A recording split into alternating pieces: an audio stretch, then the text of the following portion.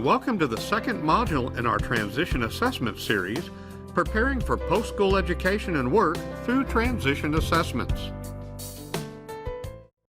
We all hear about how important education is from an early age. School is exciting, and the plan to go for 13 to 14 years is pretty much in place when we first enter the world. Employment is an area we all dream about at an early age. As adults, we frequently ask youth in our lives, so what do you think you want to do when you grow up? As youth, we think and we dream, but we may or may not be realistic. We don't necessarily identify our skills accurately or appropriately match them with a job. We may or may not be thinking about the education requirements, not to mention the cost or location of getting that education. Think about it. Most of the time, we think about what's fun, what's exciting, what's going to make us a lot of money, and we toss reality out the window. That's why it's important to have students begin the exploration process early, so that goals are more relevant and more realistic. Having conversations early and ongoing with students is how we get to know students and learn what they may be good at, have an interest in, or even have an aversion to. We want them to be excited about their goals and the prospects they have in life. Get them involved. When students express a specific interest, we need to get them investigating what it takes to have a job in that area. What kind of skills and education are required to obtain that job or career? What is the demand for that particular job? Where might they get the required training or education? When a student states they have specific skills, we need to encourage them to explore where those skills could come into play professionally. Some students might have a strong interest in an area, but lack the skills needed to make that interest turn into a job or career. This is when we should also be looking at all the options that relate to that interest. If they want to be a star athlete, ask them why. Sometimes we find that a student is thinking they will instantly make lots of money, that they will become an instant celebrity. They are not necessarily considering that they have not played the sport very much or are skilled at it. Sometimes when we ask them why, we get more information and learn more about what it is that they want. We might find that there could be a related job that is more suitable to them, but still keeps them in the dream field. We can make much more progress by digging deeper than just writing off a student's dream. You may have heard the example of the student with Down syndrome who wanted to be a doctor. Instead of writing that off, the team asked why he wanted to be a doctor. When he responded, "Because I want to wear scrubs," they knew they could make that part happen.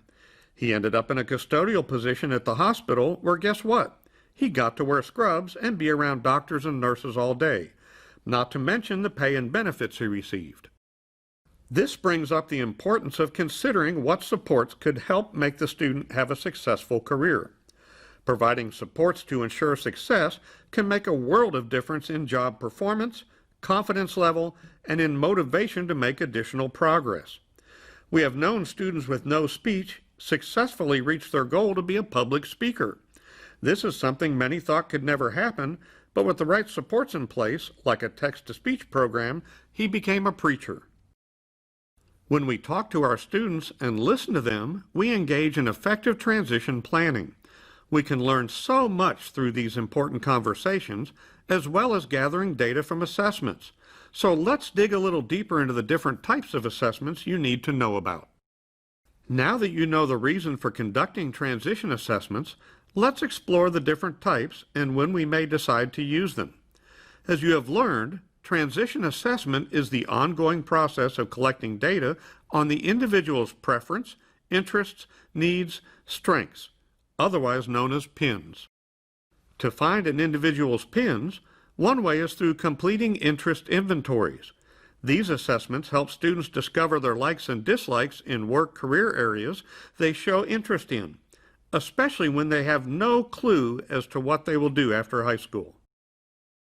Another type of assessment is environmental preferences. It can be helpful to explore the different work environments. Students can determine their eco-friendly likings and decide whether they'd like to work inside or outdoors, day or nighttime, quiet or noisy, by themselves or on a team. These assessments will identify jobs in environments they prefer. The next area of assessments to discuss is skills matching. These types of assessments allow students to become aware of the job skills they enjoy doing or show strength in. From the results, they can match potential jobs with the talents they possess or assist them in working on skills they need to obtain for that career or job. When students complete assessments that assist in recognizing their employability skills or barriers in getting a job, this aids them in being successful in the workplace. Knowing these skills or obstacles will assist the student in choosing the right job or career, or maybe problem solving where they can be successful and enjoy working. Values may play a role in making a career or work decision. Values inventory assessments can give insight into the job career that matches the student's value system. Knowing and understanding the values a person has will help in finding the right occupations that will lead to success and a satisfying occupation. Assessments that address post-school readiness skills assist the student in discovering if they are ready for a post-school education, like higher ed or a training institute for certification.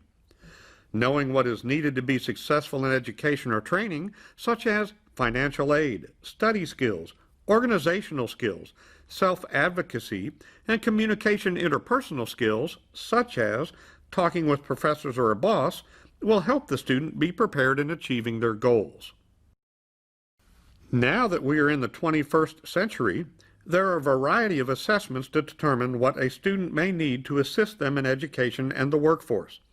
Assistive technology assessments identify what devices, software, or equipment can help students be successful in life. Knowing what assistive technology students need, either high or low tech, will assist students in their vocation.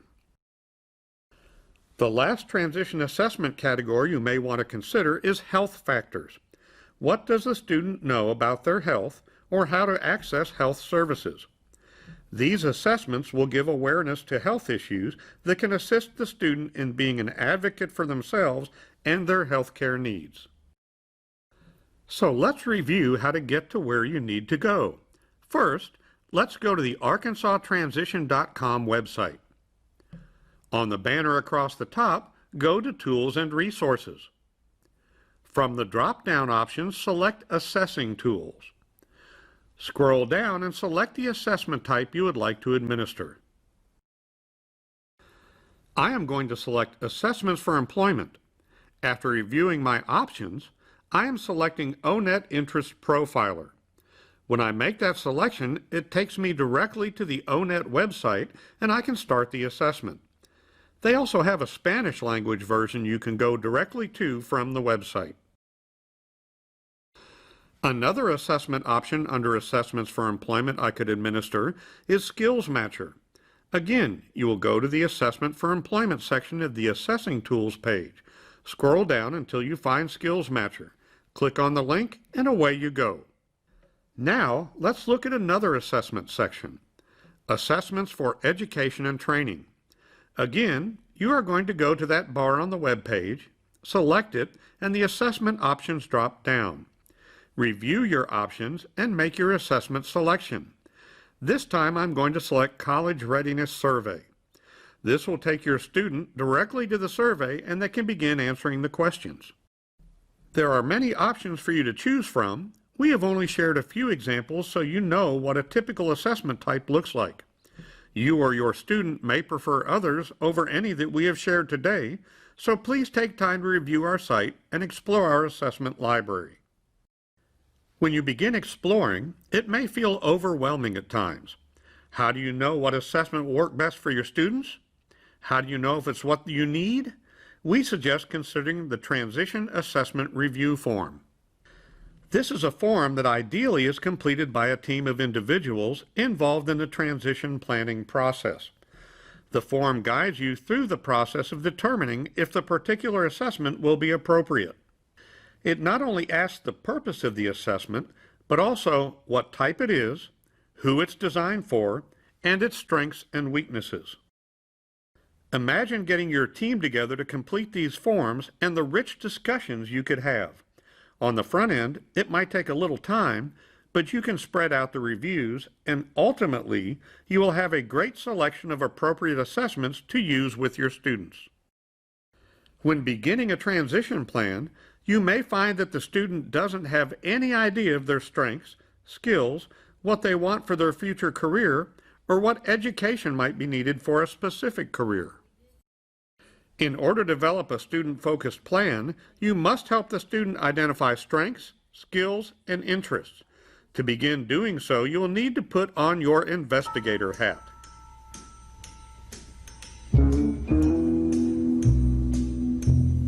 A good investigator begins by interviewing the interested involved parties. In transition planning, this should begin with the student, and in some cases could also include parents or guardians, teachers, and caregivers. Arkansas Transition Services has a student interview that is not mandatory, but can help you begin the process. You also have the option to develop your own interview. Just make sure you document. There are also parent-guardian interviews available for those students with complex needs, but this will be discussed further in a later module. The interview process should provide leads as to where you might want to continue next. For example, if a student responds to the question, "What are your favorite classes you take in school?" on the transition student interview with art and construction, then this could indicate that they are interested in careers that require hands-on and creativity. This could lead you to a skills matcher type of assessment.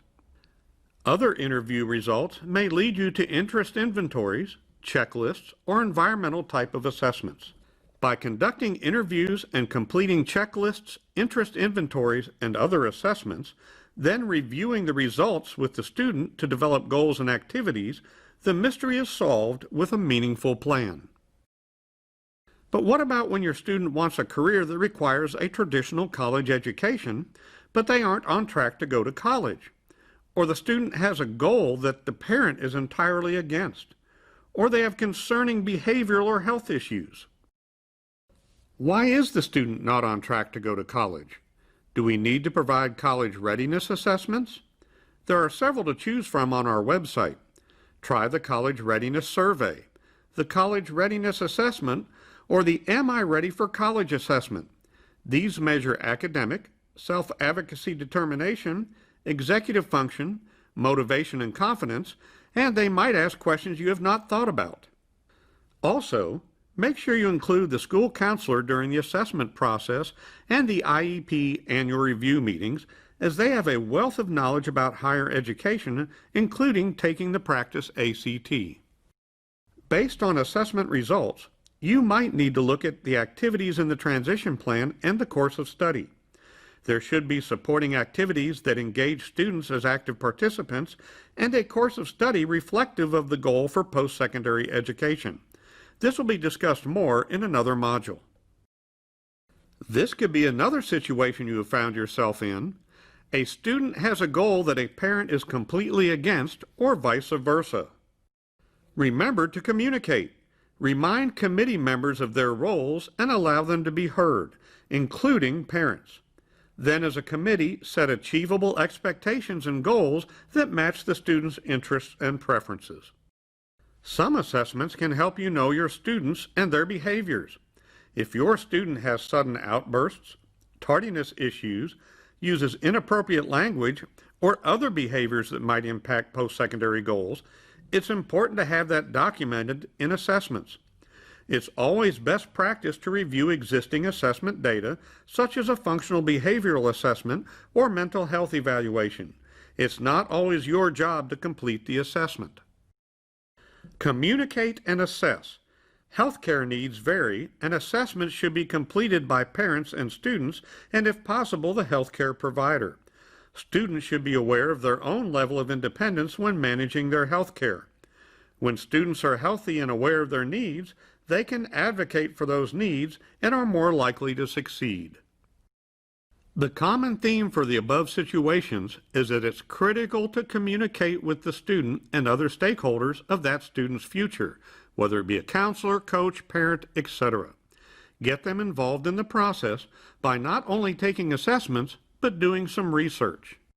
By carefully selecting assessments for this area for your different students and by communicating results with them, you should have enough information to develop goals that are meaningful and individualized for that student in the areas of employment and education and training.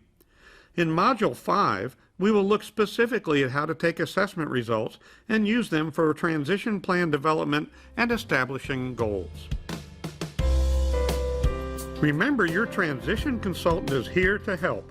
Don't wait until the week before the IEP meeting to ask for that help. We all want the best outcomes for all of our students. Please take a minute and let us know how we did. We are working to accommodate the needs you have in learning more about secondary transition. Thanks for completing the evaluation. Have a great day.